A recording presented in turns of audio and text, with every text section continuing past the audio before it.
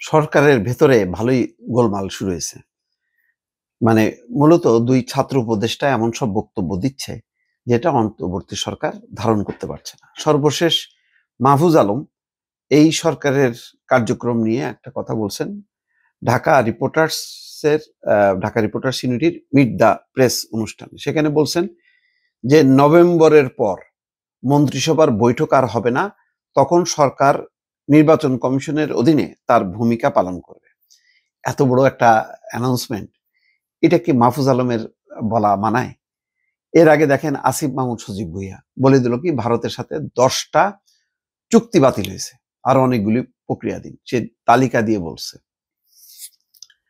পররাষ্ট্র উপদেষ্টা তহিদ হোসেন বলছেন যে এরকম কোনো তথ্য জানা নেই, একটা প্রকল্পের কাজ সেটা বাতিল হয়েছে, কিন্তু চুক্তি বাতিল হয়েছে এরকম তথ্য নেই, এবং বলছেন যে উনি এটা না বললেও পারতেন। খুব কূটনীতিক শিষ্টাচারটা মেনে নিয়ে তিনি কিন্তু এই বক্তব্যটা দিলেন।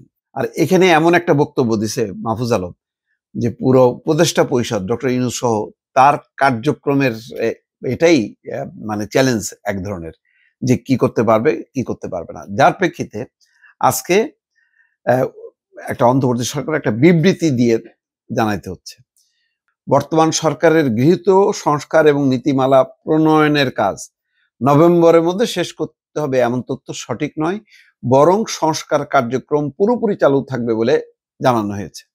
সোমবার অন্তর্বর্তী সরকারের এক বিবৃতিতে এই কথা বলা হয়।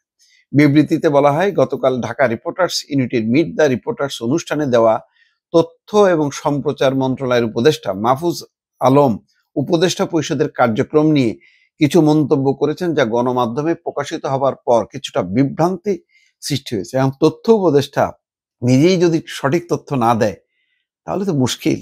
সরকারের অবস্থাটা বুঝতে পারছেন কেমন আওলা ঝাওলা। বস্তুত সরকার গৃহীত সংস্কার এবং নীতিমালা প্রণয়নের কাজ নভেম্বরের মধ্যে শেষ করতে হবে, এটা সঠিক নয়, বরং সংস্কার কার্যক্রম পূর্ণোদ্যমে চালু থাকবে।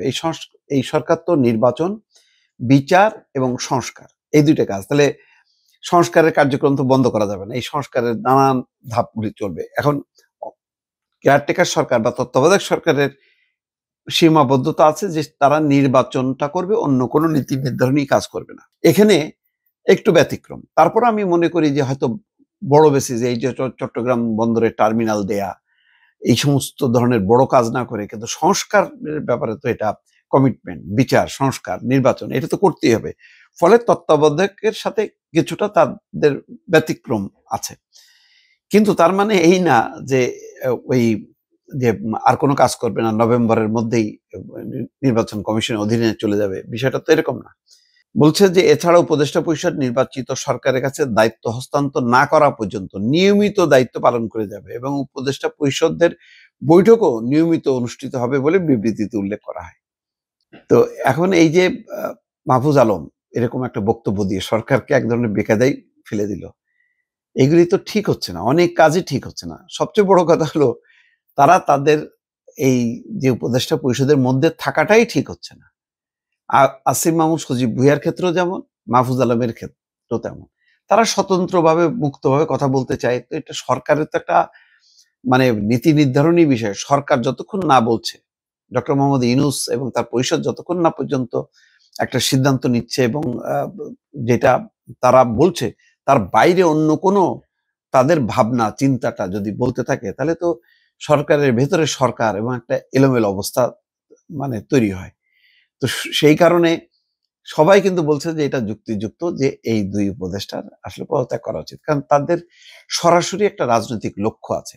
আর লক্ষ্য না থাকলে তাহলে ডিক্লেয়ার করে তাদের সরকারের যা যা সিদ্ধান্ত, যা যা মানে তাদের যা মতামত, তার বাইরে কোনো ব্যক্তিগত মতামত দেয়া উচিত না। এইটা কেন তারা বারবার এই সরকারকে বেকায়দায় ফেলতেছে আমি নিজেও বুঝতেছি না।